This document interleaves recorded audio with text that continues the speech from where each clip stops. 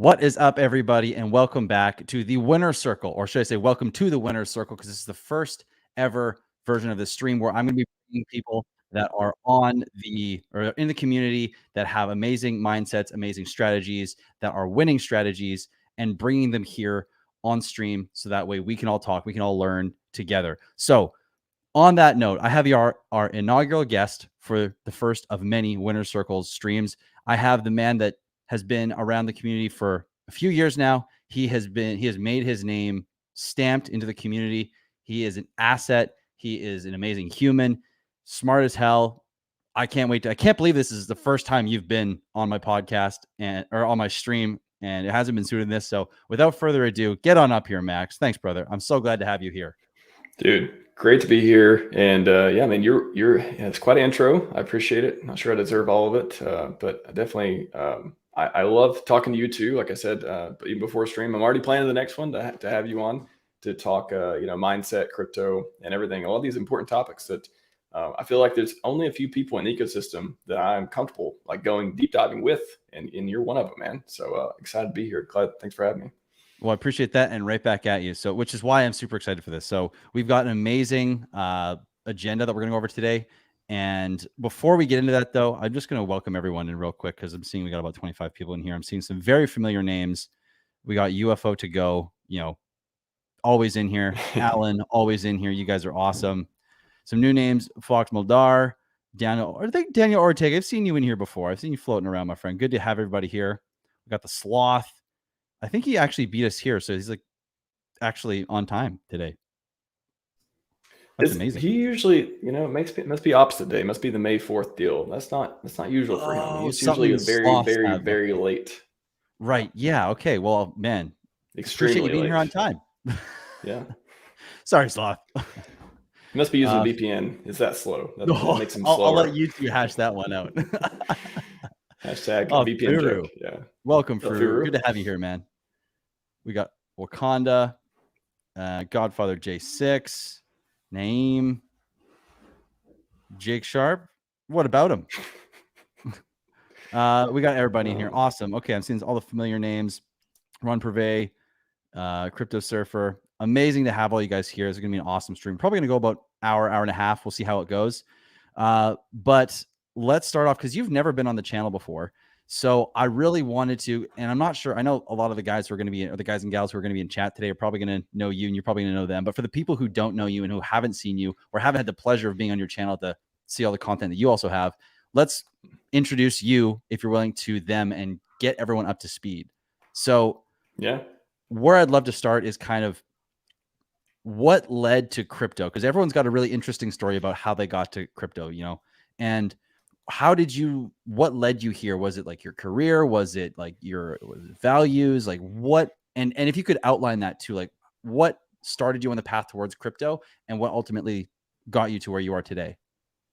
It's a really good question. One I don't think a lot about because it's been so long. I've been following Richard for 6 years now. I think I got into crypto maybe 6 months before I found him. That was one of the luckiest things that ever happened to me. And when was that? Would that have been like 2019 you found Richard? 2017. 2017. Oh, wow. You were early on Richard. Yeah. So part of the intro too, you were talking about, that's the unique part too, is like, I've been following Richard forever. I was CFD token, go to hex.win, all that stuff, Bitcoin Maxi, watching all those streams. But I've only been public in the community for maybe over a year, maybe 18 months or something like that. Mm-hmm. So that's the kind of like unique thing about there's a lot of unique things about my brand, no monetization, blah, blah. I'm sure we'll get in parts of that as well. But the funny thing is, like, some people say, oh, Hex OG, and like, you can define that a bunch of different ways. And actually, the length of time you're in it, is it that, or is it how much Hex you actually have? I think there's a bunch of funny things around that too, but it's interesting where I've been around Richard so long, but I haven't been around the community nearly as long as I've been watching him and watching from afar. And what got me into that, or what got me to come out and start doing a stream and all that stuff is just Richard's like, have utility. People ask him, what can I do in the community? Well, how can I help? And he's like, just have utility. Whatever skills you have, like, go contribute those towards the community. And that's what I've been trying to do with, I had no streaming skills before. That was just purely like everyone else is doing it. It can't be that hard, right? Like, I feel like I can jump in there too. And then of course, my professional skills and being in big tech for a long time and coding and security and all that stuff too. But as far as I got into crypto, I don't know. I think, for a long time, I've been a pretty solid pragmatic style libertarian. So that was definitely a draw to me, having the money, sound money, and especially in speculative instrument form, where you can not only have money to transact freely, you can get rich while doing it. So that was definitely a draw to me. Yeah, the technology side, I always thought, Ethereum world computer was fascinating, even though at the time I started, heard about Richard at a party. A friend of mine was like, "Hey, have you heard Richard Hart? He says Ethereum's got all this attack surface and, he's a Bitcoin Maxi guy." I'm like, really? I think it seems fine. That's how I actually started watching his videos and got into all this stuff. So the technology, I guess the libertarian part, and yeah, I think around that time, I've been on this health, wealth, wisdom journey for the last maybe 3 years or so. But even before that, I was kind of like, I want to think I had this feeling of, I don't want to work forever. Like, I never knew how I was going to do it, but I knew I was going to retire early. I knew I was going to be rich.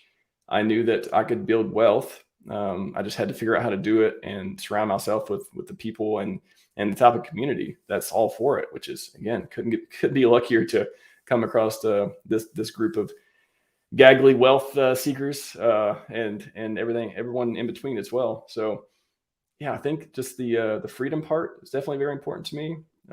The technology part is very interesting, and hey, I don't want to have a boss anymore. I'm tired of working for people. I'm tired of people telling me, we'll get into talk about Naval and stuff too. But one of my favorite quotes is he talks about, he's like, "I don't care how rich you are.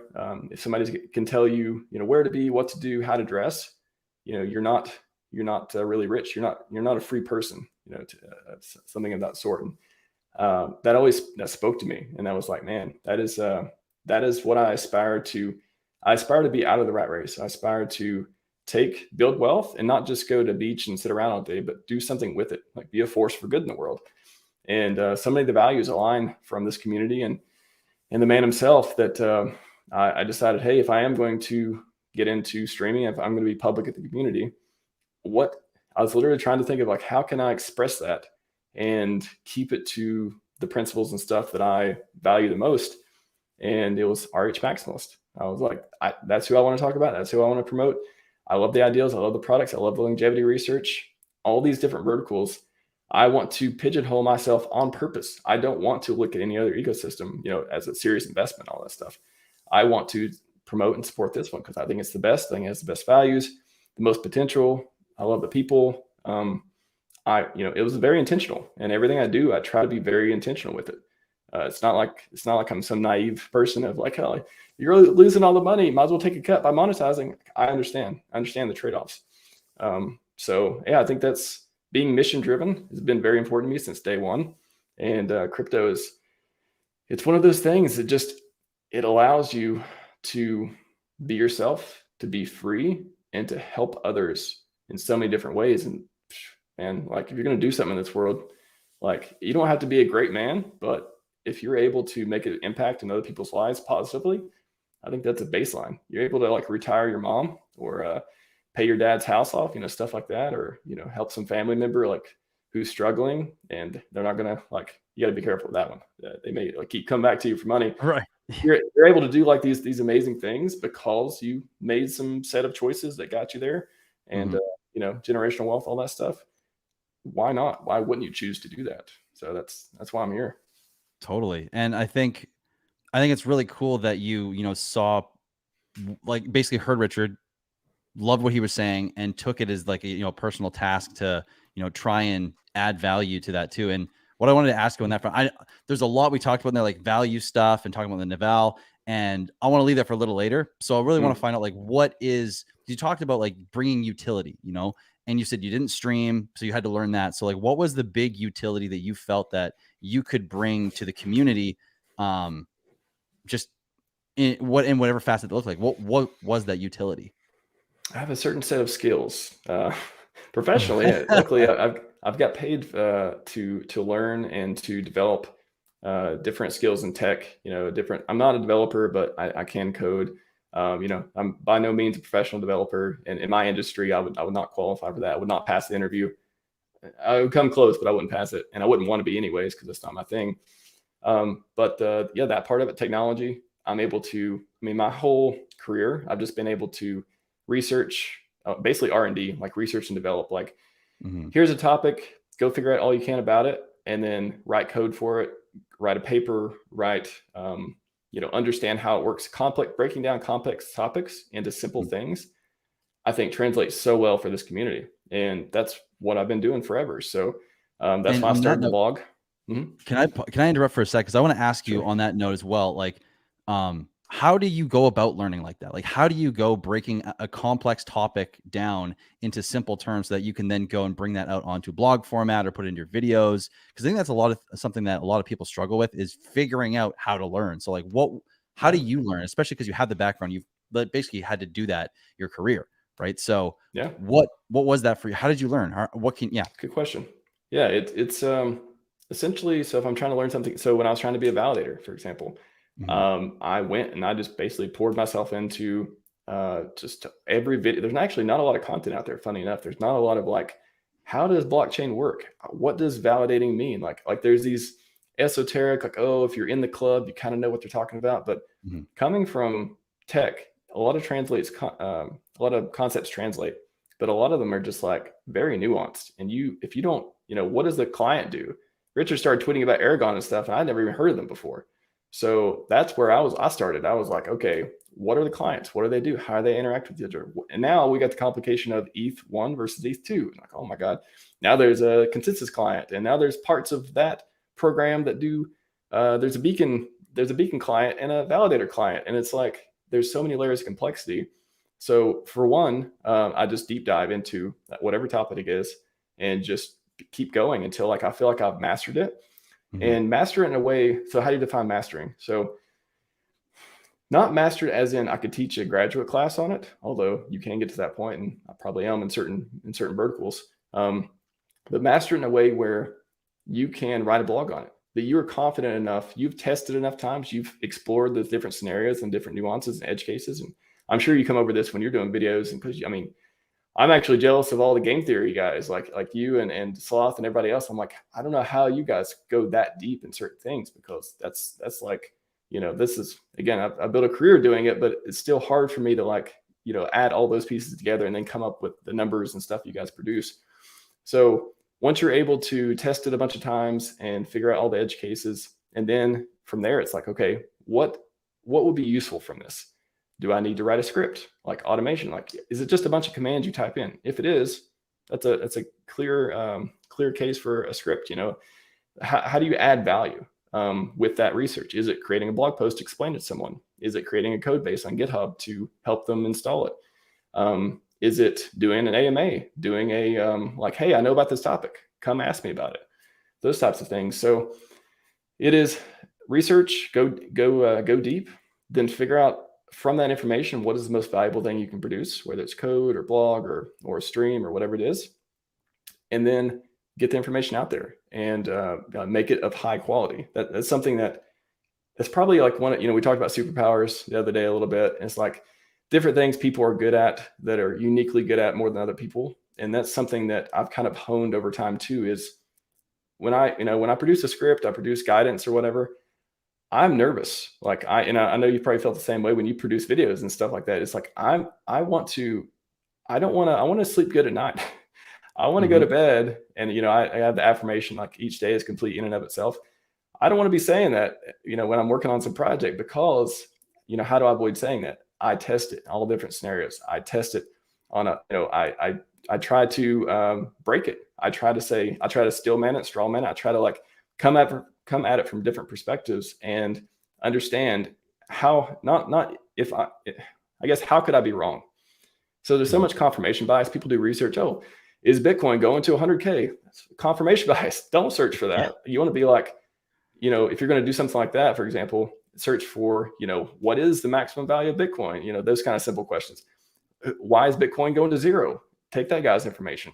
Why is it going to 100K? And then come up with, here are the key points for each one. Sounds like a ChatGPT prompter to me at this point. And then synthesize it from there, but be objective. And yeah, you got to get rid of all those, a lot of the confirmation bias and a lot of the just bad information that you get from only looking at one side of things. So yeah, that's how I've that's kind of like, again, been part of my job for a long time, is to come up with the ground truth. Not, that's like, it kind of all leads to my brand, my channel. I'm not a hopium channel. I don't give you all these crazy price predictions, all that stuff. I'm here to like have these open, honest discussions about things I think are interesting. And I want to be the person who wants to tune into my own channel. I want to be the person who wants to go back and rewatch my videos. Like, oh yeah, that was such a good conversation. I don't want to just produce the clickbait stuff. Anyone can do that. Like, do the hard thing. That's what's always in my mind. Do the hard thing. And then I think in the long run, you'll be rewarded for it.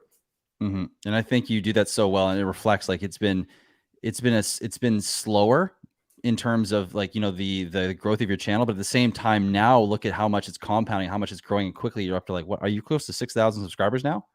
Yeah. Almost 6K. Like no clickbait, no nothing. Just this is what we're talking about. Great conversation. Boom. And I think it's a major testament to your channel. And also for me, well, when I hear you talk about that and I have the verified, like, we've watched your videos, we've seen you over the last while, like, we've come to know you, and to hear that and to be able to verify that in your videos, and then also piece that back to, okay, well, you look at like Hex, you look at PulseChain, you look at PulseX, Icosa, Hedron, this ecosystem, and you have such a balanced way of looking at things. And I think, that's a testament to the ecosystem itself. When someone like yourself has that balanced perspective and still looks at Hex and all these things, or all these tokens or coins, as something that's going to be highly successful in the future. So even like you've had this for a while now, I'm assuming this balanced perspective where you have almost like contrarian viewpoint, or every time you have a biased viewpoint that you're trying to contrast it with something else. You've had this for a while, right? I think a lot of that started during my I call it health, wealth, wisdom journey over like maybe 3 years ago. I started deep diving into, so when I come across somebody that I like a lot, that I feel like I can learn from, I basically just go nuts into all their material. Give me all their podcasts, give me all their streams, give me all their books. I want to read and I want to consume everything they have, because I want to get their best ideals and see if I like them and adopt them if I do like them. And if I don't like them, understand, am I missing something? Like, is it a deficiency on me? Do I need to go research some more? Like, are they worth it? All that type of stuff. So Naval, as you mentioned before, is, one of my favorite guys in the world. Learned a lot from Richard, of course, and Scivive and stuff. Peter Thiel. That's who came to mind when you said contrarian. Peter Thiel, one of the greatest investors ever. Awesome libertarian, awesome free thinker guy. Got a lot of cool books and materials and stuff. He gets a lot of political lately, but I think even when he gets political, it's very like objective and very much like, this is my ground truth and this is how I think the world should work. And like, it's like, you don't have to take him 100% straight. You can take it. Let's see, what's the phrase? Don't, because he said this about Trump before too. He was like, don't take him literally, take him seriously. I think you can apply that to so many different people. You don't need to take all these ideas that people say literally. You can just kind of like, synthesize and get what means something to you out of it, and that can improve your life. Anyways, Peter Thiel, awesome guy to learn from. And Alex Hormozy, Jake actually turned me on to him. Yeah. Then I was like, for the last 6 to 8 months, I've been consuming all of Alex Hormozy, read his book. Listen to the audiobook, same thing. Listen to like hours and hours of him on YouTube. The guy's amazing. So, there's so many different ways they're complementary. And I've talked about this with Ben Dubart as well, of like, we've had like literally streams on Alex, Richard, and Naval. And those are the three people, and Peter Thiel, of course, as well, that I've learned the most from in the world, especially the past few years. And that's gave me that contrarian point of view. Again, contrarian is not like taking the opposite side of every bet. That's just being the opposite, I guess. Contrarian is thinking from reality, not society, seeing something that everyone's doing and questioning whether that is the right thing, or it's just everyone just happen to be doing it and there's opportunity taking the other side of it. So all those different nuances, especially spoke to me since I've been in tech for a long time. He was big into startups. That's where, he was one of the first outside investors in Facebook. He did the IRA thing, money genius, all that good stuff. So yeah, I think learning from people who are great in a lot of different verticals, like being multidisciplinary, mental models, I think we'll get into that a little bit later too, is just, it gives you so much more. It makes you powerful. It really does. Like, it makes you a powerful thinker, a powerful human being, when you can take the best ideals from all the disciplines and all the best people in the world who are killing it and whatever they're doing, and adopt them and make them mean something to you, and use them in your life. Like, that is something I found that has just profoundly made me a better person the last few years. Yeah, and I need to actually take into account the mental models into my perspective and do some more reading on that, because you've mentioned that numerous times now, and I think hearing you say just how profound it's been, I'm going to take a look at it. I'm going to see. I try to be balanced, but I obviously know I have blind spots and I have all sorts of stuff going on in my psyche that you know doesn't allow me to see the big picture, at all times, or the full picture. So I think that's going to be powerful for me, and anyone else that wants to check that out, go ahead as well. Do you have, for the mental models, just really quick before we go off on a tangent on that? What is, or who wrote the book that you're referring to in terms of mental models? So there's a few different books, but just in general, Charlie Munger kind of, I think, what was he doing, a speech or something? He may be credited for coining the phrase. But mental model, I mean, I think once you go down the rabbit hole, I think you would love it too. It's one of those things where they're just ways of thinking about the world. And one of my first blog posts, let's see, care if I share the screen? Yeah, go for it, for sure. I'll just put it up there just to go through a couple, because I think it'll be useful as examples. Because I don't know, it's like every time I say mental models, everyone's like, oh, what? I don't know, I've never heard of that before. But everyone has, you just haven't classified them in that way yet. So compound interest is a mental model. The anti-fragility, the 80-20 rule, the Pareto principle, all those are mental models. So let me share the screen so it'll make more sense. So this is a blog post. Yeah, I'll drop it in the chat. Am I a mod? Can I drop it in the chat? I think so. Let me just bounce out of the full screen here. If not, I'll put it in private chat and you can post it. I'll grab that real quick and just toss it. I don't know. It should work, but yeah. Anywho, so I'll toss it in right now. This is mental models. I said from the king, so from Richard. And yeah, mental model is just a way to work, think about the world and better understand reality, how things actually work. So a lot of it comes from, Naval's got a bunch. Charlie Munger is just a master of this stuff. I've learned a lot from him too. I should throw him in the discussion with Hormozy and the rest of the guys. And actually, I bought, a lot of people, we'll get into this a little bit later. They're like, they don't want to spend money on anything. And again, I don't have any ref links, I don't have any affiliates, but I bought these mental models and I went through it comes with the audiobook. It comes with all the reading material, all the examples and stuff. I will pay money to buy things that I think improve me and help me learn and get better at stuff. And this is the only thing I actually bought. Let's see. I guess I bought a couple audiobooks on mental models too, but it's not like there's one book that just has them all. I mean, we could make new mental models today. I mean, they're literally just things that help you reason about the world, and they're roughly true based on some scenario that kind of like shows how useful they are. Mm-hmm. So 80-20 rule, 80% of the profit comes from 20% of the work. That's like a very common one people talk about. Anti-fragility, Nassim Taleb, another great person to learn stuff from, describes systems which are geared to benefits from stress, such as your muscles. They get stronger the more you work them out. Businesses that get hit with stuff, they either fail or they come back even stronger because they learn from their mistakes. There's black swan events and all kinds of stuff there. Artificial deadlines is like one. It's like, even though you must get back to me within 24 hours, even though that's not really true, but people see a deadline, so they're more likely to get back to you. That's like another thing you can use to help you get stuff done in life. Asymmetric risk. I know everyone's familiar with that, or should be. How you can, you can invest $10 and you can make 1,000, but if you only lose $10 and that's all that's lost. Compound interest, of course, critical mass, game theory. Even game theory is some kind of mental model. It is like cool. the study of choice and optimal behavior. So Gresham's law, a lot of these, Richard, I think literally all of these, I think Richard has talked about in one form or another. And yeah, I guess that's why I did the blog post. Schelling point, you've heard him say that before, I'm sure. Tragedy of the Commons, he's talked about that a million times. So there we go. I'll put Hart's Law in here. I think that could be a mental model as well.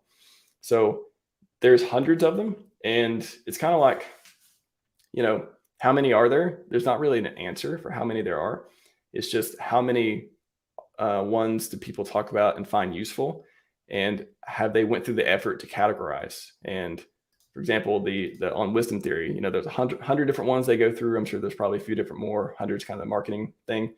But learning these, studying these, trying to understand them and how they apply in my life and how I can use them to be successful in different verticals has just been, I feel like it's given me a leg up against, you know, the competition out there, if that makes sense. So Totally. yeah, I think it'd be up your alley if you ever want to just like deep dive into different material talking about this stuff. Cause it's, especially if you're studying game theory, like you could probably create some more mental models yourself just out of the stuff you've been looking at.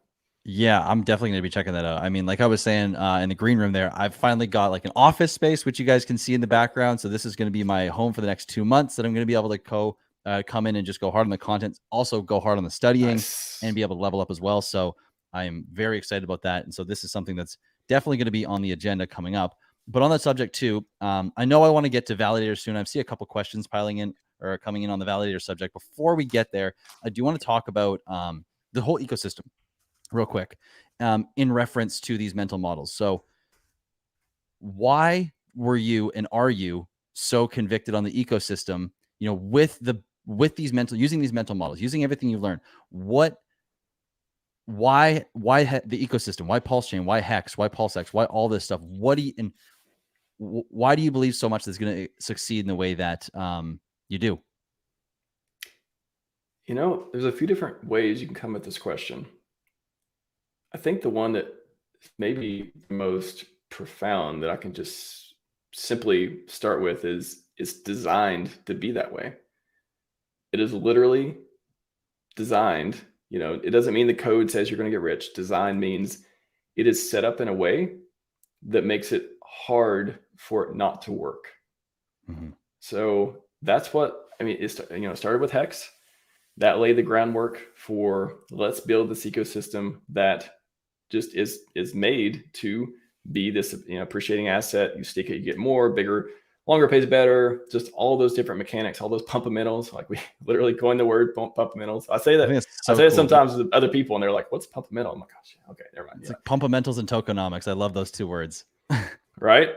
Yeah. Like they feel so natural. You don't even think that we were pioneers in the area. I mean, sacrifice phases. Who was doing sacrifice phases? Like all these things add up to an ecosystem that encourages you to play healthy games. Now that there'll always be scams, always be people coming in trying to cheat and do something that's outside of the bounds of what, you know, the foundational principles are. However, you're going to have that anywhere.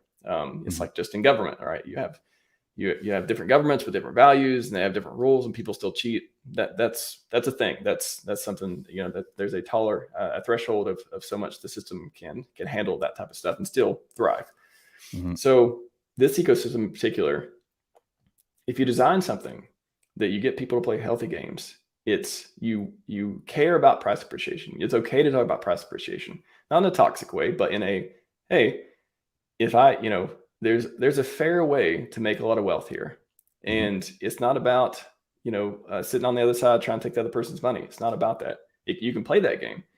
It's available, but the game that you want to play is the delayed gratification, is the ability to control yourself, control your emotions, and use the tools available to make sure you don't sell your money printers.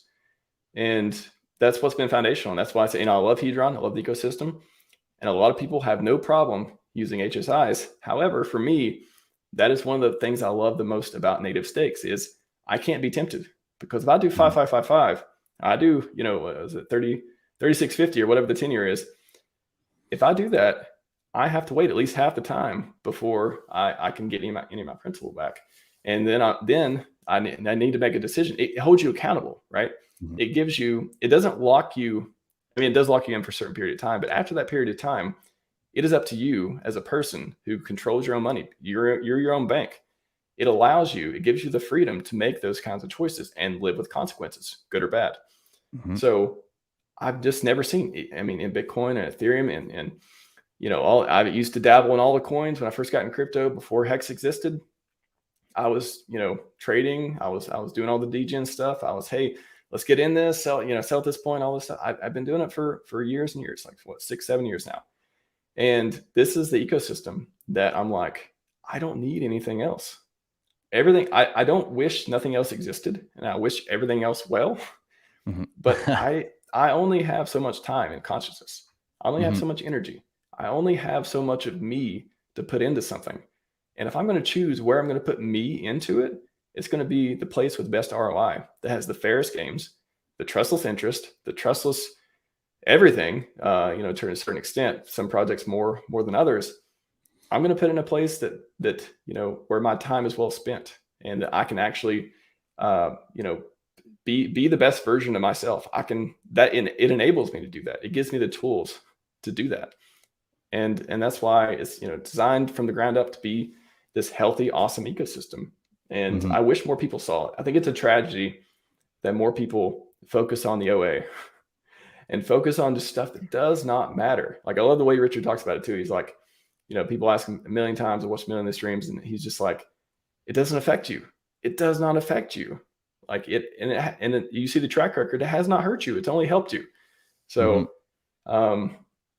it's amazing. I thought for a moment you were putting a PulseChain just launched mainnet. I was about to flip out. No, okay, no, I would not have been subtle about that. I would have been just like, let me just slide this in real quick. Like, he'll finish in a moment. I'll let you guys just finish the sentence, and then we'll do the other thing.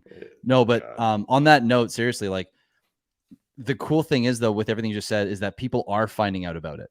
People are becoming aware about it. And I mean, look at this, for example. This is just TikTok alone. Richard Hart hashtag has 40 million views. PulseChain, 36 million. Richard Hart clips, just clips of Richard Hart, for like 500,000. That's crazy. Like, that's so cool. And then let's go to one more. I have another one here. Let's go to this literally is a tweet. Make myself a note right now to post more TikToks. I'm like, all right, this is the time to get back in it, because I was doing a lot, and now I'm like, all right, I'm riding this bandwagon. Let's do it. Yeah, I just started posting them as well. I just started my first one today in a while because I now have a space. So yeah, I'm on it too, and I think that's an important avenue because of how many views are going through TikTok alone. Like, it's crazy. And then you look at PulseChain on freaking Twitter, 1 million tweets the other, like, literally, when was this? May 3rd. So yesterday, it was 1 million tweets. Now, if I go to another one, I have one final tweet that I'm going to pull up here. This one's from yours truly. I couldn't find, I think there was a couple others that were floating around that maybe had a better picture. But look at this. Mainnet and Richard Hart trending, and 1.7 million tweets on something that hasn't launched yet. Oh, wait, hold on. I'm not sharing my screen, right? That's why you weren't, but you were very confident, and I liked it. I was extremely confident. Let me try that one more time. I'm hoping I can have the same conviction for round 2 here. Okay. Look at this. Richard Hart win and Mainnet both trending. I almost can't do it again without laughing. But seriously, like, almost 2 million tweets. And it was actually, I think it got a little higher than this yesterday, but this is insane. Like, when has there ever been a community and then a peripheral group of people that have been aware of the community and why the community exists and what's coming than this? I don't know if I've ever heard of it. And I mean, like, mind you, I'm going to go and put the big old caveat here of like, hey, I have not put in the time to research every damn community, every damn chain, and compare all the data. But I mean, I've never heard anyone speak about a launch of a certain blockchain and the crazy community that was already behind it before it even launched. I don't know about you. Like, have you ever heard of that?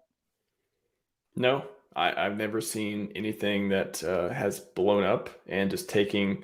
I mean, it was funny. Last year we were at PulseCon, and it was like, all right, where's the vaporware jokes? Come on, where are they at? And it's funny how, like, people are so excited, and like, why? I want to ask you too, like, why is that? Why are people this excited? I think it's an amazing question. I think we're at a point where everyone's been kind of watching and aware, at least for the most part, of Hex and PulseChain, and especially Richard, I would even say, because love it or hate it, the way he has been marketing himself and putting himself on the internet to be noticed over the past year, it's been dynamic, and he's basically, I would go out and say he has placed himself in people's minds rent free, and so whether you love or hate a guy, if he's coming out with something that could possibly be an opportunity for you, you're probably still going to pay attention. You're going to be aware of him. You're going to be watching it, and you're going to be curious, and if you see, imagine you walk up, I'm going to try and paint a little metaphor here, but imagine you walk up to a park and there's a center kind of, there's a structure there and it just says free gold, right? Or even crazy opportunity, right? Opportunity of a lifetime.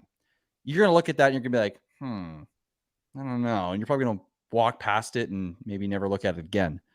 Mm-hmm. But if you see a sign that says crazy opportunity on it and the entire park, which is almost the size of a football field, is full of people in line and someone's talking on a microphone and getting people hyped up, you're going to take notice and you're going to be like, what's going on here?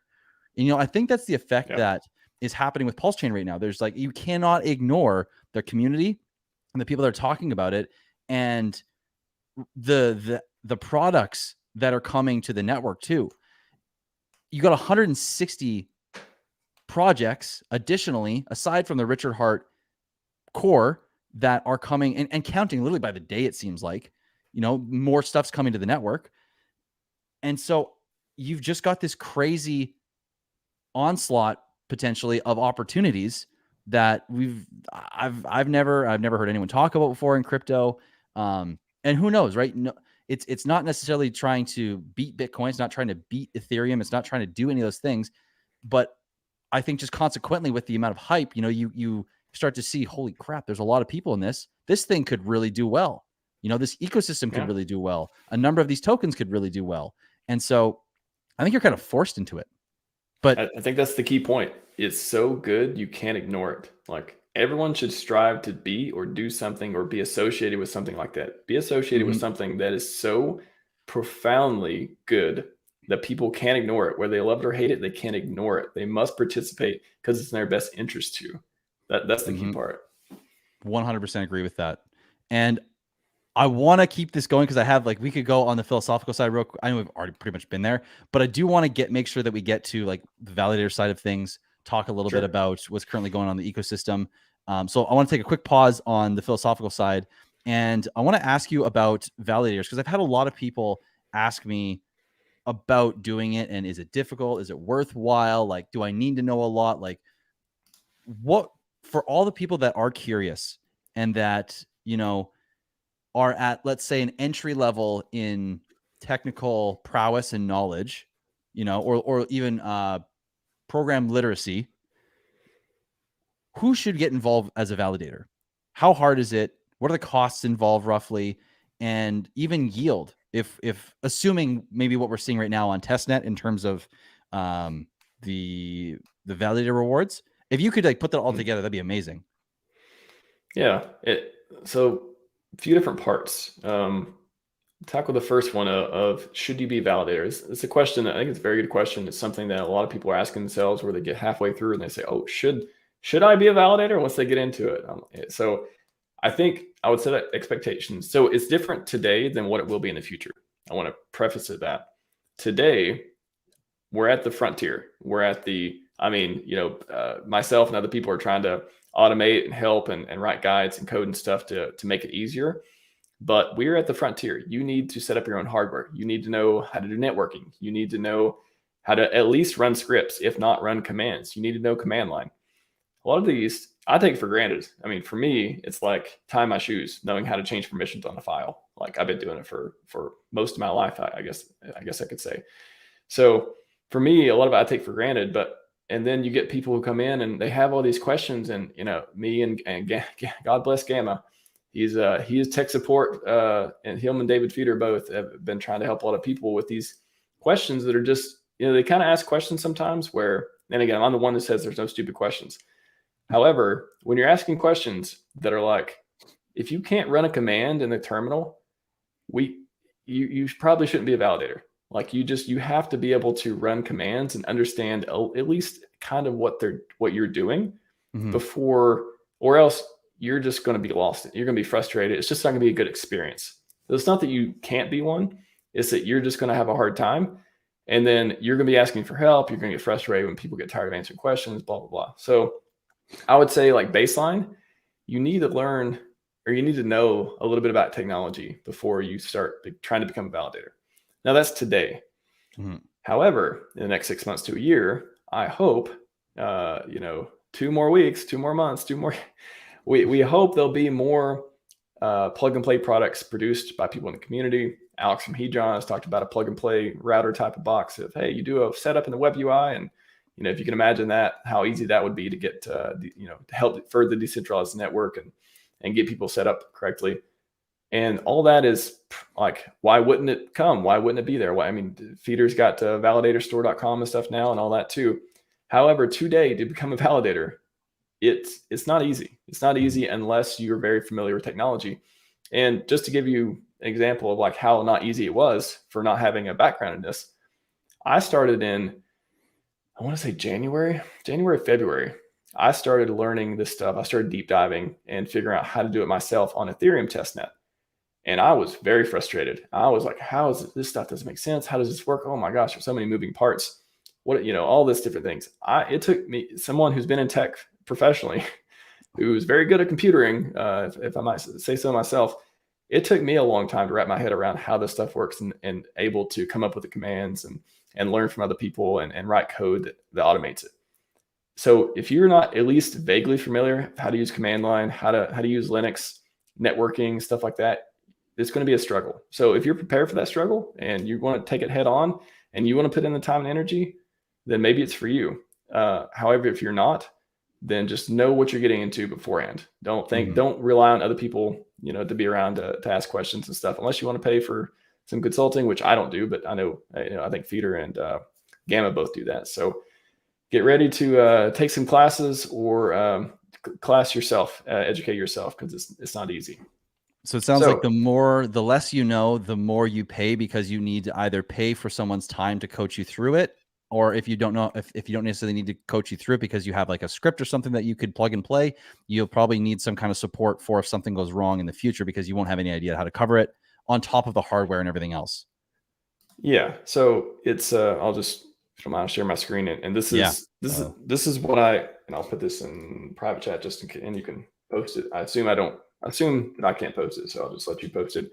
But this is this has been one of my contributions to the community over all the stuff I've learned, is to help make it easier. I think that these scripts, you still need to know how to run scripts. You still need to know how to run commands and command line, but they take a lot of the heavy lifting out of it because, excuse me, because they allow you to do the minimum. Because if, I'll just open this one real quick. So, and a lot of this is like extra script stuff too, but if you had to type in all these commands and make sure they were correct yourself, it would be a lot of work and you'd need to have a lot of knowledge to even get through it. However, if you can run a script, and honestly, I don't believe that you need to know exactly how every piece works. Like, I don't think, I think there's some mindset too that's like, oh, you need to type in the commands manually to understand how this stuff works. And I'm like, well, like, that's like saying, and it's not exactly the same, but the parallel is like, well, you don't need a web browser. You just need to like run the HTTP protocol commands yourself, so you'll know how to websites work. It's like, I think code is fine. I don't know.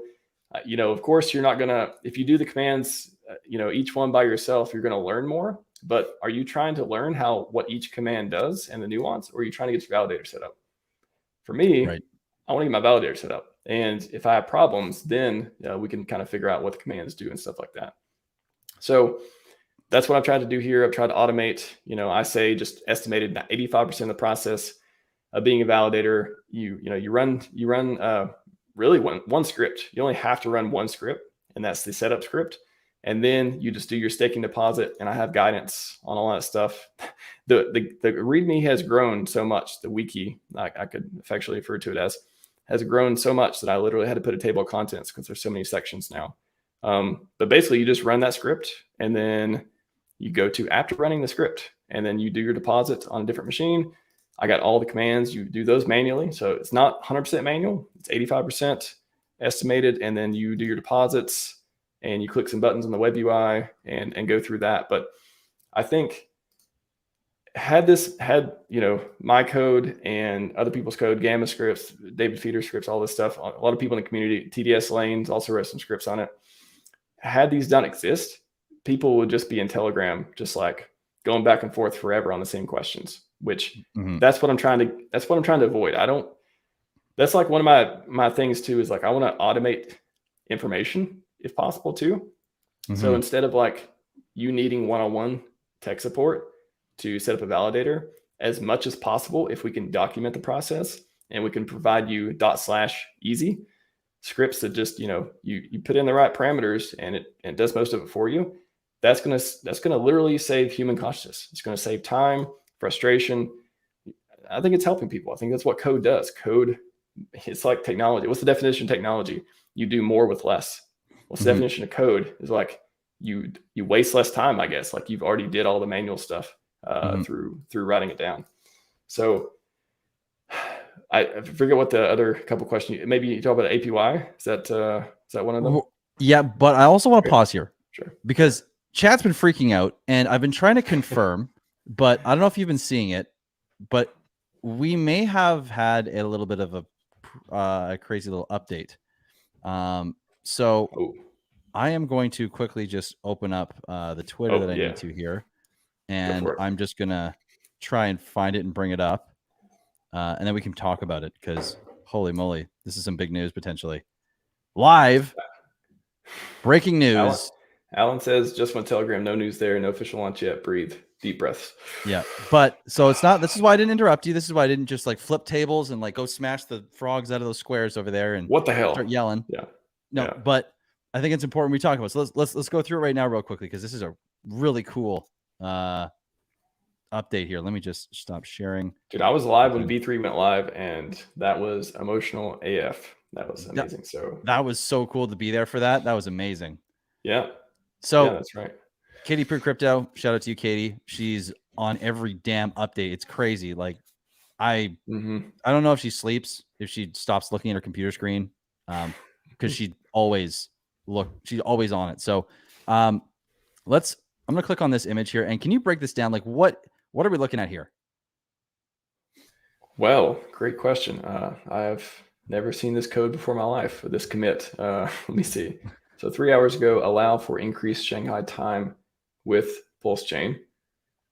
Allow for increased Shanghai time. Okay, so Shanghai was the unlocking. That was the part of the Shanghai and Capella, which was the execution consensus updates that happened in order to enable withdrawals on Ethereum. And PulseChain took that update in V4. And Shanghai was for the execution and Capella was for the consensus layer, or do I have it backwards? I believe that's correct. Yeah. Okay, right. Yeah. So in this code is Shanghai time primordial. And then it says if, just reading the comments, if the primordial pulse fork is ahead, derive Shanghai rule from the. Okay. I don't,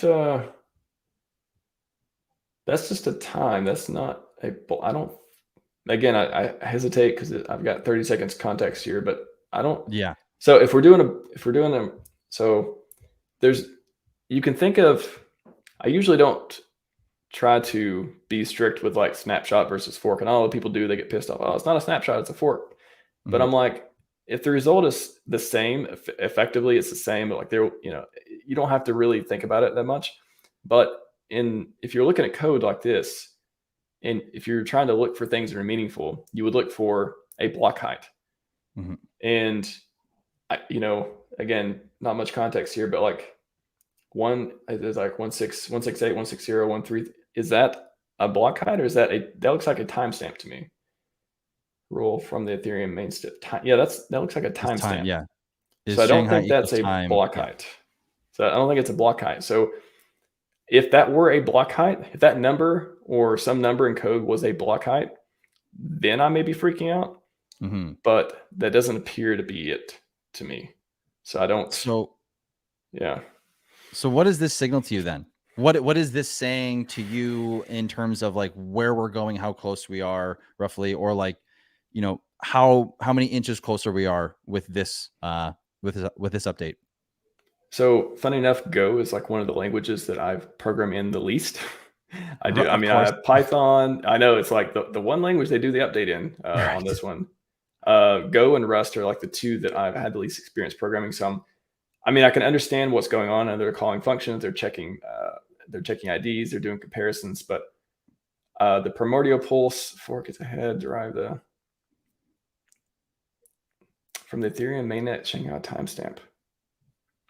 It's interesting. I mean, they're talking about Shanghai. That's the thing that keeps throwing me off, and me not thinking it's like a big deal because they're talking about Shanghai. Unless they're forking, again, this is pure speculation. I'm just throwing like whatever's on top of my head out here. Unless the block height is going to be at the time of the Shanghai fork, which I've always thought that the block height would be something close to when mainnet launches, and it wouldn't be weeks beforehand like it would be if we went off the Shanghai. I find that hard to believe. So I don't have a lot of context for what the code is doing, because this is just a 6-line snippet change that they added into this one particular file in Golang. But I don't think it has to do with the fork height. I could be wrong, but just seeing this for the first time, fireworks aren't going off my head. I'll say that. Right. Gotcha. And that's kind of the consensus that I'm seeing from people on Twitter. I'm just kind of quickly taking a quick gander at anyone that's maybe retweeted or made any comments on it or anything like that. So I think that, okay, V4 scan is back up. Wonder what happened there. Everyone just tripped seriously hard for a moment there. I mean, I don't blame you guys. That's what everybody should be paying attention to. Does the network work? Has it been down any? Are there features left? Like I went over so many indicators. I tweeted the other day a bunch of indicators that are like real indicators. And yeah, sure, the significant GitLab updates, of course, that's an indicator too. But I'm not saying this is not like something that would trigger excitement, if you don't, because none of us really like know what's going on in the code right there. But there's plenty of indicators like new, I've been watching the certificates and new domains being issued and stuff like that. That's what I've been keeping my eye on, that I refresh like every 8 hours. I feel like I'm like, hey, do I see any mainnet certificates being issued, stuff like that? And I'll probably let people know when I start seeing stuff like that happen. But I think it's good to watch the GitLab, but I wouldn't get too excited over this type of stuff, because if we go with the theory that this has anything to do with it at all, and it is somehow related, the block height somehow related to Shanghai, then are you okay with the story that we're forking, the block height's forking from the Shanghai? Like, what significance does that have for anything? Right. I think I'd rather go with like we're launching on May 5th at 5:55, where I think that has almost as much merit as the snapshot happening at Shanghai. And wouldn't that be around V4? Because V4 took Shanghai update. I'm not sure like how old the data is, but I don't know. I don't think that V4, where we forked to V4, is going to be mainnet. I find that hard to believe. I don't, like, what reason? Like, I want someone to come up and tell me why Richard would do that. What is the game theory with that? Because I don't. You mean going all the way back to the block height we did in like the end of January or beginning of February? That block height. If that's what V4 was, I mean, because we took the update, so I guess they applied the EIP or PIP for Pulse. They applied that to Is that what V4 is? January data? I thought these is a snapshot from somewhere in January. I could be. Okay. Oh man, I have to go. Honestly, I might be getting confused with V3 and V4, but I'm pretty sure. Ah man, I have to go back and check. I was sure until you put me on the spot here. Yeah. No. I mean, either way, that's what I'm saying. It's like the story doesn't add up. Why would we do weeks beforehand? We totally could, but like, I need someone to tell me what the game theory is of why we would do that, other than everyone's like, oh, it'll get the hex people who are selling or something. I'm like, I don't think Richard gives a shit about hex people selling. I don't think he's setting up. He hasn't been working 2 years to try to screw people over who've been selling lately. I think he's okay with the market shaking out people naturally. Like, I think like that makes the most sense to me. So anyways, back to like scan 4, V4 scan is up to. Like some of the features I've talked about before on some of the AMAs for validating. It's like some of the features on the like withdrawals. If you didn't create a withdrawal address, I was talking to Gamma about this. The launch pad isn't updated to help you do that, which it is on Ethereum because they have their own service to do it. We don't have limit orders on PulseX. There's a lot of things that aren't there yet, and I haven't seen mainnet stuff come through on the public information stream. So that's what I'll be looking at more than anything with a Shanghai title. I'd be like, that just sounds like an update, not much of a launch update. And I would agree. I mean, like, I don't have the prowess to go in and like disassemble the code at all, you know, but still, even just from what you're saying and just kind of looking at it as well, it's like, okay, well, maybe not quite. But on that note, because this is, you know, this is exciting. One more thing. If you were going to be smart about this, if you were going to track where they would change, or if you wanted updates that would be relevant to the block fork height, I don't think they would do that. I think they would like do the commits right at the last minute like they did with V3. Mm-hmm. I think with V3, they just like, you know, we heard mainnet launch and then we saw the new releases on GitLab. So I don't think we're going to see the block fork come through this, first of all. But if we did, if I were going to be smart and try to track that, I would go and see where you would set those values in what files, and then either subscribe to those particular files, mm-hmm. or somehow only pay attention to those updates, because they're updating code that has nothing to do with actually changing the fork block height. Then, you know, that's not where the change would occur. So if I even thought that was a good way to look for information, I would do that and not just, you know, try to read the description of the updates. That's what the dev inside me says, at least. Right. Well, I would take that and run with it if it's me, and I am me. So I'm going to take that and run with it. But I also want to ask, on that note too, like, if from everything you've seen with the update we're just talking about right now, then how close are we to mainnet? You know, in your I'm not going to hold you to it. I'm not going to pin you down and shake you and tell you, as somebody would say, I'm going to quote somebody, mid-May. Water pistol to your head. Mid-May. Water pistol. You heard it here first. 2 water pistols, mid-May. 2 water pistols. Yeah. No, I mean, I've been saying mid-May for the last few weeks, just because that's the only rangy, non-specific time frame that doesn't sound like a joke anymore. Mm-hmm. It honestly, I don't think Richard would do it because of to make it like, oh, I was right. I just think, funny enough, I like to imagine he kind of chuckles at like, huh, shit's actually going to launch in mid-May. Oh, I like that. Like, that's the reaction. Yeah. Like that's what I think is going on. Like, I don't think he's, you know, there's no master plan of doing it, but it's just like everything is, you know, most things are working. There's no critical, to my knowledge, there's no critical things that need to be updated. We did the parameter change, got that out of the way. That was great, mm-hmm. To increase the APY for validators and all that. I think, you know, he wants this to be the biggest and most successful airdrop launch ever, because if you have the opportunity to do that, why wouldn't you do that? You know, he goes mm-hmm. big. We all know that. And the banks are failing. I mean, like, the whole situation is adding up to money printer go burr, you know, from what I see, from the little news I read and the analysis I listen to. So everything, I always say this too, I never thought Richard was timing it, the launch, but I think he is happy it's going the way that it's going. He's happy that this feels, I think that, yeah, I would like to think he feels like this is everything happens for a reason. Like, this is the right time to do it when it's ready. Now, mm-hmm. Could it be mid-May? Could it be June? Could it be July? Could it be past summer? I don't know why it would be. Mm-hmm. At that point, like, if we launch at Christmas, I'd be like, all right, that sounds like timing, because it looks pretty ready right now.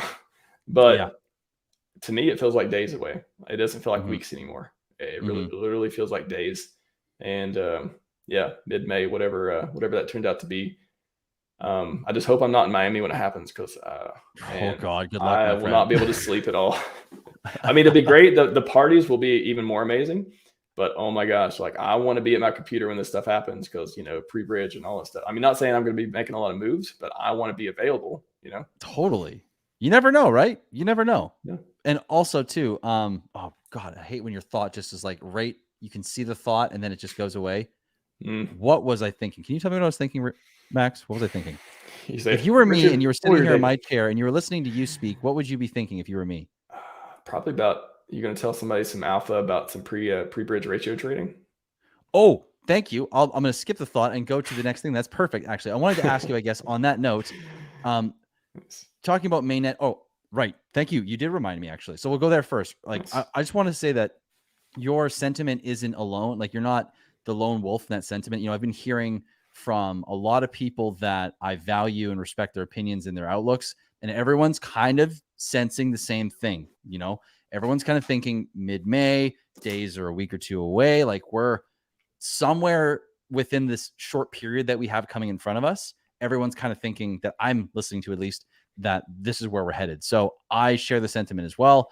And I don't think you're out to lunch. I don't think you're kind of just reaching for the stars. I think it's actually quite realistic at this point. If I wasn't a validator, I would be asking validators, because these are the people who they're closest to the ground of, is the network running, right? Mm-hmm. Other than the PulseChain devs and whoever has access to them, the validators are seeing the bugs, if there are any.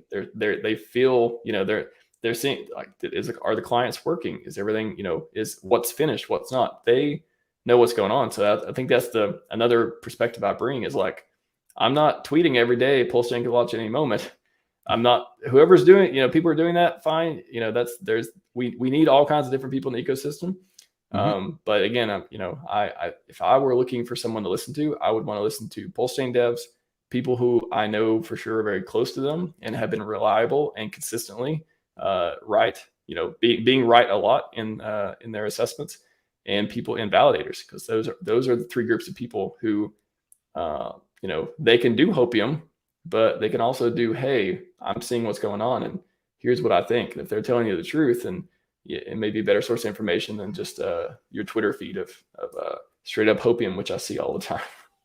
So true. And if you do want someone on Twitter, on that note, that is a dev who's not Gamma DevOps, he's also great as well. But Brett EP, go follow him on Twitter. Breep. Yeah, exactly. Brett EP. Or is it Breet Ep? That's what everyone says. Well? Brett something. That's his real name. Brett EP or something like that. But yeah, Brett EP. Whatever it says. When I read it online, I'm just like, Brett Ep. That's what I say in my head. Yeah. Yeah, 100%. Brett Ep. But seriously, guys, go follow him. He's one of the PulseChain devs, and he over the last while, he's been quite active on Twitter. And if you just look for even his comments and his replies on tweets, you get a pretty good idea of what's going on in the back end and just how close we might be, updates going on. And yes, all of that pointing to, we can all smell the launch. Like, it's that close. It's right there. And I wanted to lead this into the next part too, before we get a little bit more into the philosophy side of things, is I know that you're pragmatic and you're looking at things from more of a opportunistic but realistic kind of perspective. What are some predictions that you have for the launch of PulseChain? Doesn't have to be anything with price. It can be game theory wise. It can be liquidity pools. It could be just community stuff. Like, what predictions do you have, if any, about the launch of PulseChain? You know, I'm going to give you something good on the question. I just want to preface it with, I don't like giving predictions specifically, because I don't like to be wrong. And I feel like predictions are just a great way to be wrong a lot. Or a great way to learn. Yeah, I guess. To learn how you weren't right, I guess. I guess, but you could just do that by, like, you know, keeping them to yourself, writing them down instead of making them public. Just another way of thinking about it. But anyways, I think that, but I'm going to give you something good. Okay. There's all these different things that I think would be very cool to happen. Whether they happen or not, no idea. But I want to imagine that when PulseChain launches, all the people from the other ecosystems are actually going to come check their wallets and see their coins and do something with them. Whether they dump them all or whatever it is, I feel like that is just a great onboarding for a ton of new people. And so, like, that part is what I'm hoping happens. And then the influencers, all the big influencers are in. We got Ivan on Tech. We got what's his name? I'm not gonna name all the people who were on the fence or not talking about it or whatever. They all want to have Richard on live stream ASAP. Like, they want to hear from this guy. And that's been giving me just a smile lately, man. I'm just like, oh my gosh, like, this is real. Like, you get people who have 300K, 500K, million followers. They have their groups. They have the people who follow them for better or for worse. You have them talking good things about something that's about to launch. I think that's fantastic. And I think that, you know, I've said before, I even saying last year, like, I think the community will double I mean, like 6 months to a year after launch, I think we will double. And that's hard to do because we're small, but we're like beefy community. Like we got people on the ground doing a lot of cool stuff. We thick, exactly. And if we triple that thickness or we double that thickness and we have even more big brains, imagine adding another Alex from Hedron into the ecosystem. Oh my God. Imagine adding, Dipcatcher, Gold Key, like all the founders. Imagine adding I always want to say the wrong word, but Buck from Fiat. I can't say his other name because I get it too confused. Imagine adding, like him and all the other big brains in the ecosystem. There's a ton of other great founders too. But the people who are building stuff to make Hex great with the scrappy, just, small but mighty ecosystem that we've been chugging along with the last 3 years, imagine that doubling or even 50% larger big brains. What other stuff is going to be built? Like what is the case for this going poorly?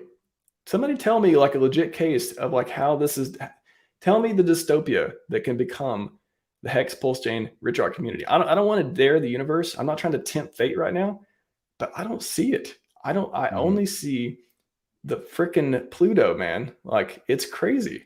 So the influencers are in. I could see them bringing a lot of people. The people checking their coins is what I'm super excited. I'm excited to people who are in all the other coins to start tweeting about their copies on PulseChain and what if they're worth money? What if on PulseChain they're paired, they get bridged? People, if you pair certain coins to pair it to another coin and the other coin has value, logically that coin's going to have some value, right? Because it's a ratio.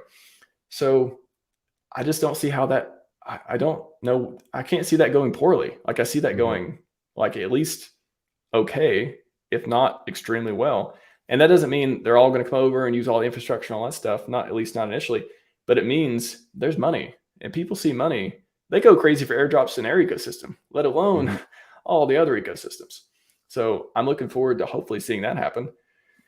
And see, I'm like framing these predictions as like what I hope to happen. It's not. Yeah, I noticed. I was just going to say, what do you mean hope? This is a prediction. Exactly. It is not a prediction. It is what I hope to see happen, which could be true. You never know. And I'll say one more thing. So the amount on the price, I'll talk about just that's the biggest thing on people's mind is there going to be a dump? When's there going to be a dump? If or when, what time frame? Should you have dry powder? Should you have Hex to get the copy? That's what everyone's trying to figure out right now. I don't think there's, for me, I've struggled with it too. We talked about this the other day with money printer strategies. Like I asked you and Dylan, do you have a plan? Do you have like this if else scenarios? If you see this happening, are you going to do this?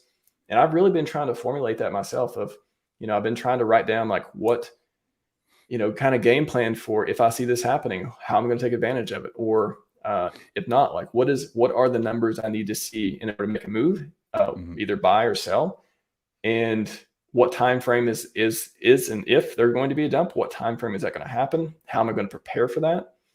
So whatever happens and whatever time frame this thing plays out, I hope the market conditions lately have, not good for the average, person in the Western world, at least, America, Canada, and otherwise. But for crypto, I'm hoping there's this just storm of like, we need better money. We need to put our dry powder somewhere, and all these other assets are not doing it for us. So there's this thing that's been down for a long time. And within that thing, there's our things, there's our stuff. And when they see all the money printers and all the amazing stuff that we have, and it's new and it's shiny and they want in, I hope we are able to complete the story, complete the book. I almost like feel like, I don't say like writing a Bible, but like I want this story to go full circle. I want Richard to have the glory. I want all the people who are making these products, all the founders. I want, I hope Hedron goes to the moon. I hope all the stuff that people are building that has utility and has value and has these basic principles that just, again, get you to play healthy, fair games. I hope they do tremendously well. And we're never looked at again as a scam ecosystem, as this, oh, wait, blah, blah, blah, all this, like, I hope it's kind of like this proving point of like, I think Richard, like we talked about before, I think Richard's going to go to longevity at some point. He's going to pivot at the right time. But I want his story and these products, and I want his story to be complete. Like I hope his story kind of completes on the crypto side, and then the community kind of not takes over, but is able to take what has been built and push it further, and it's kind of self-sustaining. That's what I hope happens, and that's, to me, that's a beautiful future, and I'm in it to win it, man. So that's yeah, it gets me excited just thinking about it.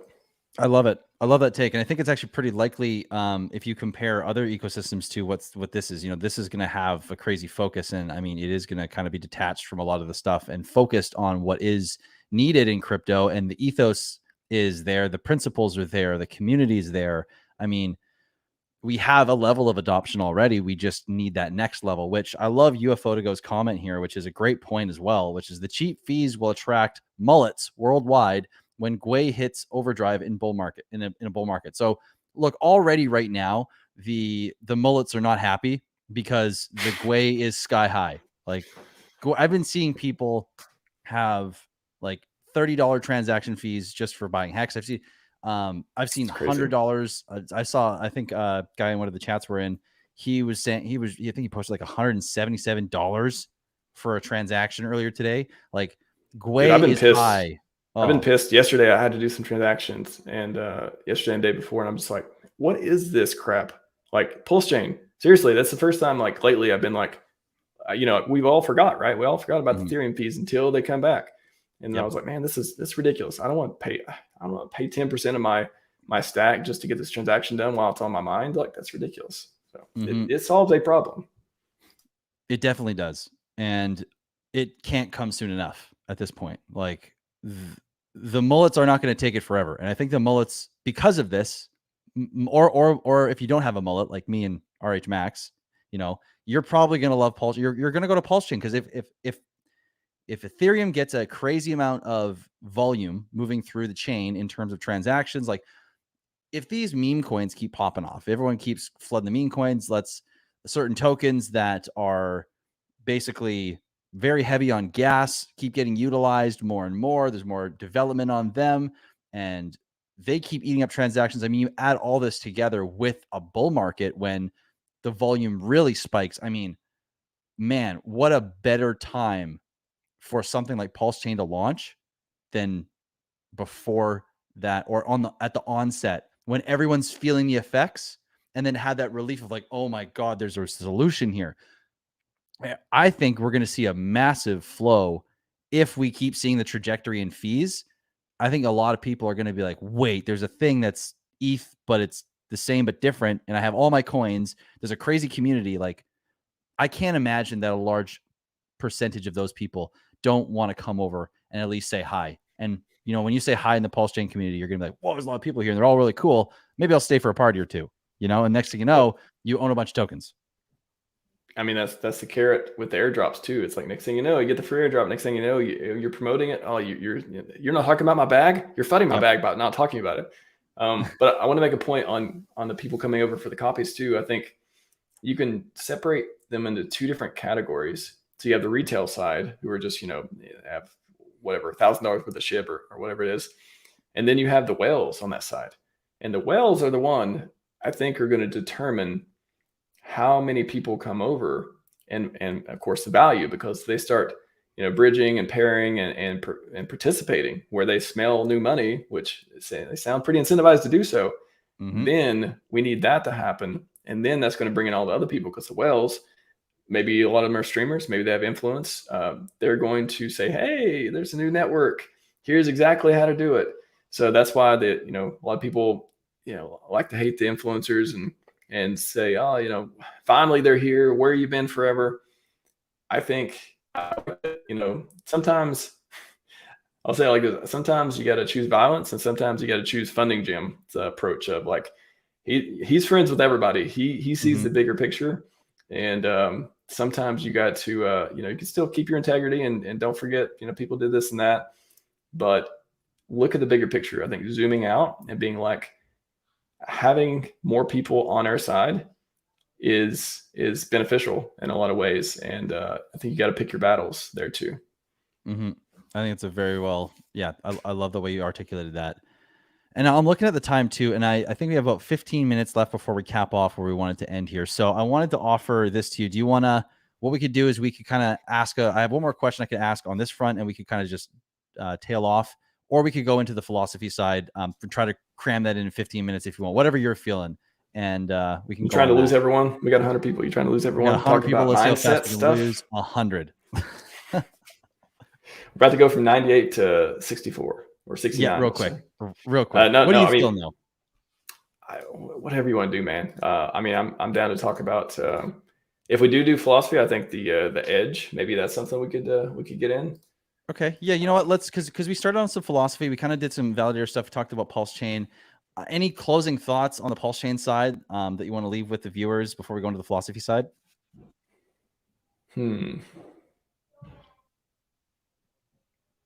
If you made it this far, hang in there. Got the hang in there cat picture in my mind right now. Like, we're all sort of like hanging in there. A lot of people are sadder than others. For me, I mean, I think I was talking to you about it. Like, I think the bottom for the community would seem to be January, February, where people are like, oh, I'm tired of this. All my coins are down. And Richard, Fat Man Refund. Like, that was like the height of Fat Man Refund. And I don't know. Like, I was talking to somebody on Twitter today. I just mentioned, like, he's like, oh, I can't sleep because, it's so close. And I'm just like, don't lose your peace over this stuff. Like, it's not, that's one thing to separate yourself. I'm doing philosophy and PulseChain at the same time right now. Let's go. Nice segue. But it's like, there's things you can't control. And I try to avoid, it's harder. It's not always easy to do, but things out of your control, you shouldn't act like you have control. Like, you shouldn't wish yourself into anxiety because you think if you, that you have some kind of control over them. So I think separating, what's that one prayer that's like, give me the strength to, control what I can control and forget the rest, and the difference to know the difference, or the strength to know the difference, or wisdom to know the difference. I totally butchered that quote, but it's like, know what is within your control and focus on that. And if you want to change it, do that. But also understand that PulseChain launching is nowhere within your control. No matter how much you tweet at Richard, no matter how much you follow KDP, no matter like how many AMAs you show up for my validator stuff, and me putting little gems in here or there about my experience and the technical side of it too, or Gamma or anyone else, you're not going to change anything. No one's making decisions based on what you or I or anyone else in this community does, other than the guy calling the shots. So I use that to give yourself peace. Don't use that to be like, oh, I'm useless. I don't have any control. Other people are just like making all this. Don't turn that into, let me distract myself because this amazing thing is launching and I'm going to be ready. I'm going to be happy about it. And I don't know when it's going to come, but it's going to be here, and it's going to be good times after that. But go figure out other stuff to do in the meantime. Like, literally distract yourself. That's what I've been doing for the last 2 years. Distracting myself, learning, getting better. And when it's ready, face melting time. Melting. I love that. I love that advice. That's great, man. And on that note too, finding out, you wrote this in our agenda here, and I'd love to just read it real quick here. Sure. It's important to figure out what your edge is. If you don't know what it is, how can you expect to outperform the average Twitter follower? And if you don't know what an edge is, you probably don't have one, but that's okay. Go get one. So you talked about here, you think edge is deeply understanding game theory. Can you elaborate on the edge? Because I'm sure there's a whole lot here, and I'd love to hear you elaborate on this. Yeah, I think I was talking about Maxim with this before too, Maxim and/or Jake. Having an edge is your ability to differentiate yourself and, again, separate yourself from the average person in whatever you're competing for.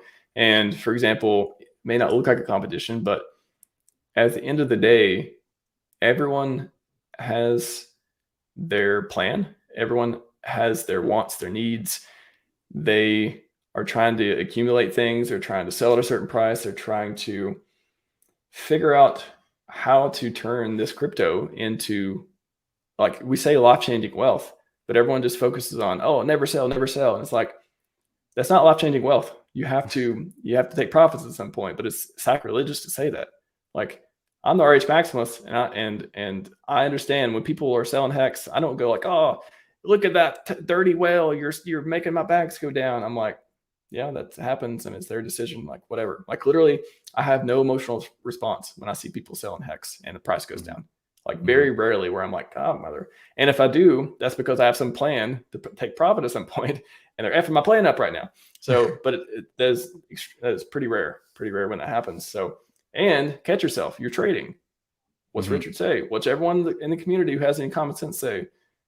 Don't trade. So, within that nuance. So I think the edge, and I could say that, like, my edge, I think, is technology. I can understand, break down systems, stuff we talked about in the beginning. I'm able to get access to people like yourself, like other people.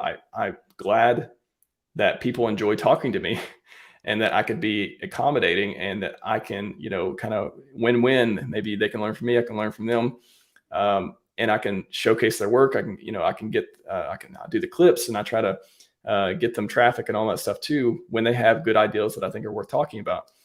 So that edge for me has enabled me to learn more about Max. I've had Dip Catcher on the show like 5 or 6, 7 times. I feel like I have to count, but it's been somewhere in that range. And I've learned, like, when I first heard about Maximus, I didn't know anything about it. I could not understand, what are they talking? What are these derivatives? What does it mean to do what is a trustless stake? Like, all these simple things that I see today. I mean, some of them are still not simple. Like those dudes create more tickers that provide value that I've ever seen. Like, you guys go create more tickers. Let them do it. Like, I'm cool with that. They're machines. It's crazy, but having access to those people is an edge for me, because I can pick their ear. I can understand their products more, and I can see if it works for me in my particular plan. So that's a couple of my edges that I uniquely have, or at least in a smaller group. I'm in the maybe the 1% group of people who are able to have those different things put together to create, to give myself an advantage over a lot of people who are just, they got day jobs and they don't have a lot of time to spend on this stuff.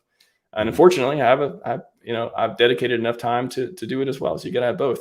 And for you, like, I think when I look at you and you're like, oh, what's your edge? I would say game theory, your ability to break stuff down, make it simple, and then kind of use that for your plan as well. And a lot of people, they can't understand these mechanics behind Hedron. And I get it. I'm like, I struggle with it sometimes too. I struggle with ICOSA. I'm like, what is this positive feedback loop? I remember we talked about it once, but like, oh God, how does this part work? And it's easy to forget. So I think, your superpower or your edge is like kind of understanding these fundamentals well enough where you can actually tell people about it and synthesize information in a quality way. So I think everyone just needs to find their edge, because again, if you don't have one or you don't know what it is, then how are you going to outperform the average person? If you aren't better at them than something else, then you're either the same or worse. And in my experience, I don't see a lot of people who are the same or worse getting wealthy. They're usually, the outliers, the people who do much better in one vertical or another, one business or another, one asymmetric risk or another. So that's how I define the edge. I love that. And I think, in today's day and age, from my experience too, I think, and if I'm taking what you're saying and running with the idea of edge, edge comes from focus and, taking the options on the table that you have and trimming them down. This is something that I can speak to. It's actually really hard for me to, focus on cryptographics and focus on streaming and focus on crypto, because I was someone who, like, I naturally, I pick up things to a level, like, I feel like I'm okay at them or good at them enough to, like, participate in them and have a lot of fun fairly quickly. And so I have all these things that I'm constantly juggling in terms of, I could do this, I could play this, I could focus on this. And I loved music. Music was like my thing growing up from the time I was 12 years old until I was, before that, basically from the first time I played piano at like 6 till basically about a year and a half ago, 2 years ago, I was either writing music, and then I finally learned how to record music, and then I learned how to produce music, and then get into like DJing, and then I got back into, like, it enveloped my entire life. And I was still pulled in all these different directions. Like, I was still playing golf at the time, I was still doing other sports, and then I couldn't figure out how to get that edge, how to get a leg up, how to get anything going. And what the defining factor was for me was making a decision to commit to one thing and forgo the rest in terms of committing to focus. Like, I still love music. I play the piano every once in a while. I play guitar whenever I can. I don't allow it though to take up my focus. And what I mean by that is, like, I literally sold all of my music stuff. I had 2 guitars that were my babies. I had a full studio setup. I sold everything so that I could go in on focus on crypto and focus on this channel and growing all this and being a part of this community. And I think that was one of the sole reasons, for me at least, where I got any edge that I could possibly get. I could learn what my edge is. I could fall into what would be maybe my edge. And I think that's an important conversation, is when it comes to finding an edge, you can't have an edge if you're around, in the certain, if you're covering a lot of things, you're round, you don't have an edge. A round object doesn't have an edge. You have to be focused, and you have to be sharp, and you have to be finely tuned for one specific purpose, more or less, if you really want to find like a major edge. And I'm not even someone who's found a crazy edge, but even for me, I think that in my experience alone, that's really resonated and really taught me just how important it is to allow one thing to be the focus in order to get that edge. I think you would like Naval a lot if you ever want to deep dive into someone, because you hit it right there. That's one of his quotes too, is the universe is set up in a way that if you want and focus on like one thing, like, you put everything else behind, but if you want one thing, you'll get it. Like, if you really want it, like, you're willing to sacrifice for it, you put everything else secondary. The universe is set up in a way where you can get that one thing, but you got to forget the rest of the stuff. You got to deprioritize it in some way. And that's exactly right, man. I believe that. I need to read Naval, it sounds like. That's my big takeaway from this last. Dude, yeah.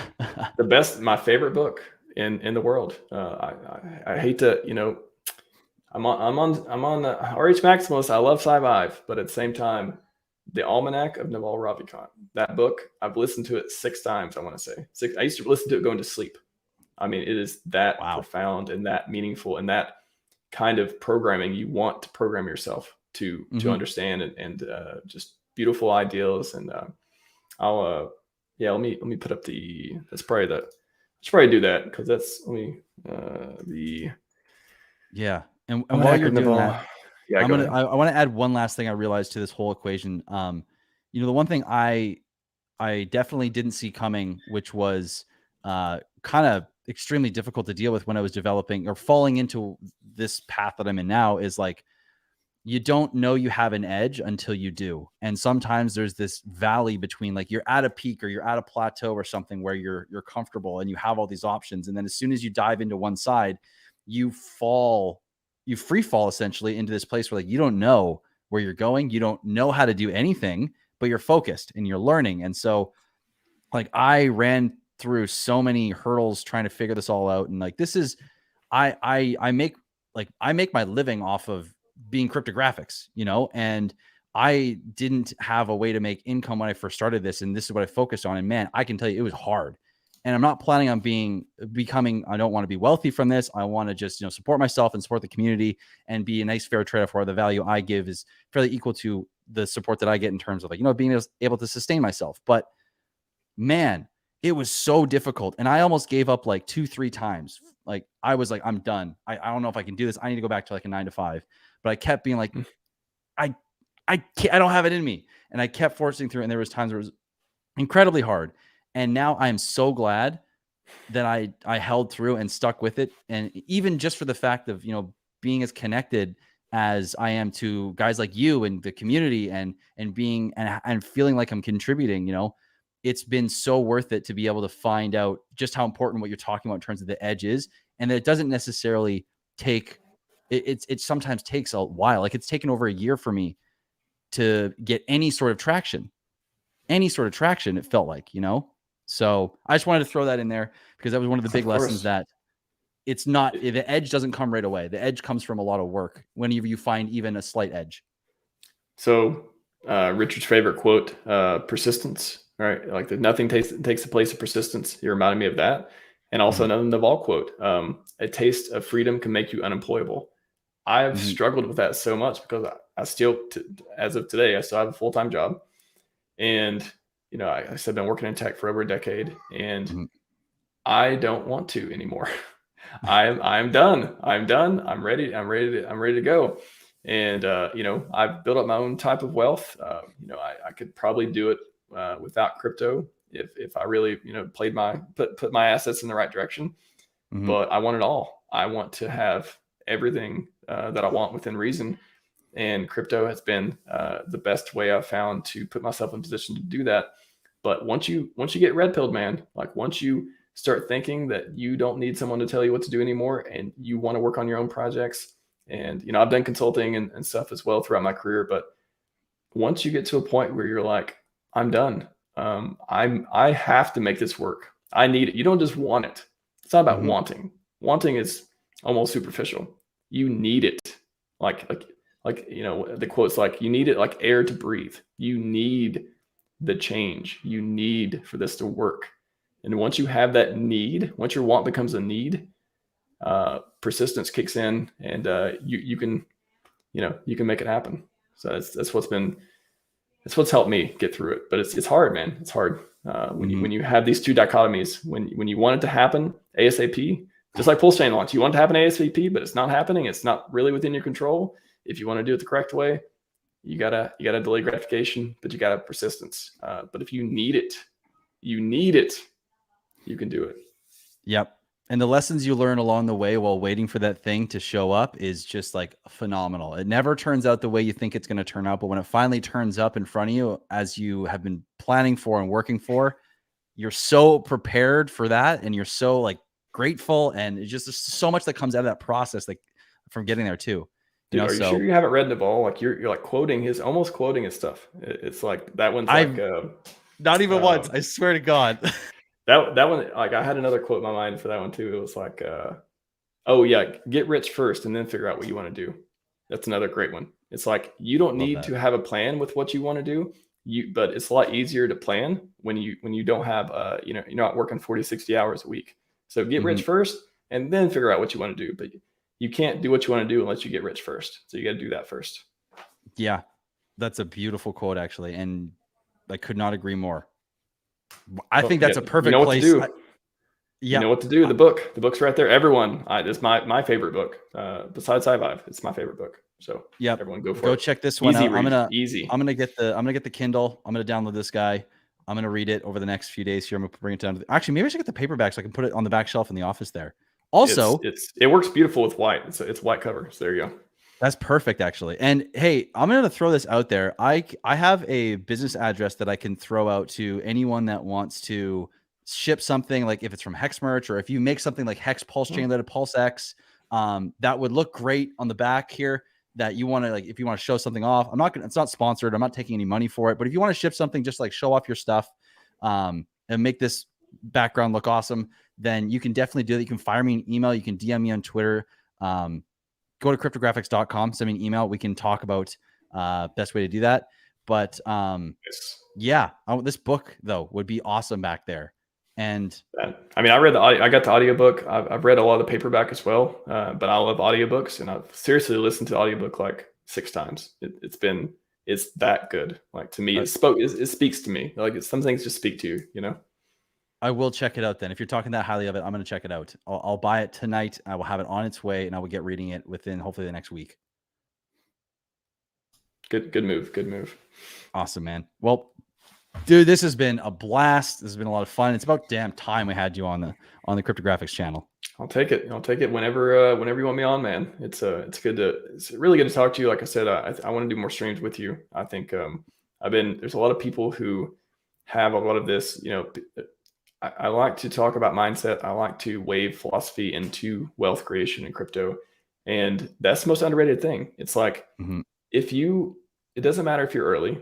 It doesn't matter if you get in this ecosystem early. If you sell on a 2x, or you lose your keys, or you can't control your impulses, then what's it matter? It all comes back to your mindset. It doesn't matter. Nothing else. Like, literally, mindset is your number one thing, and people just they don't spend enough time on it. And I want to have these discussions because selfishly I like to learn from them, but also I like other people being able to listen in. And, you know, I think one of the greatest compliments you can get, at least for me, is somebody telling you later on, man, you know, I listened to your stream, or I read your blog, or whatever it was, something you created, and it changed my life, or it put me on this other path. Because when I'm listening, I'm not putting myself on the stage of Naval and Hormozy or any of those guys, but they have done that for me. They have changed the course of my life, what I've consumed from them. Richard, you know, of course, as well. So I think that's one of the greatest compliments, at least I could receive, is, you know, you've helped somebody in that way. And I think you're more likely to do that having these kind of conversations than you are the Hopium streams. I think you've got a better chance of doing it with these type of conversations, my personal opinion. I couldn't agree more. Yeah. And we will be bouncing back and forth between each other's channels, and we'll keep having these conversations like this, get other guests on. We'll go deep on this. It's so much fun. I love the Hopium stuff too, but there's something else. Like when we go into these topics, that's where I really, really, really fall into that passionate conversation. It just changes for me. So I can't wait. I'm excited, whether it's on your channel or mine. And on that note, thank you so much, my brother, for being on here. Where can everybody find you so that they can get your videos, updates, whatever you're saying, your blog, obviously? Yeah, so it's RHMaximalist, at RHMaximalist on all the platforms except YouTube. YouTube is at RHMax, and the blog is rhmax.org. That's where I have a lot of my posts and long form conversations about stuff. I shared earlier my GitHub, which is rhmax.org, literally like spelled out, rhmax.org on GitHub. If you want to see the PulseChain Validator stuff. I'm most active on Twitter, TikTok, and Instagram may come back up eventually. We'll see, especially with the trending stuff going on. I may have to do some of that myself now. But yeah, it's on Twitter. I'm most active, and I can't stop tweeting lately. There's some excitement in the air. Yeah. Well, or streaming for that matter. Yeah, exactly. Awesome, man. Well, thanks again. Chat, thank you guys for being here. If you haven't already, go ahead, just smash the like. If you want to subscribe for more content like this, go right ahead. All that jazz. I'm going to leave it right there. This has been an awesome stream, dude. I'm going to end it. And yeah, thank you again. Thank you, chat. I look forward to the next one. Have a great Thursday evening or Friday morning, wherever it is for you guys. And we'll catch you guys very soon in the next one. Peace and have a great night.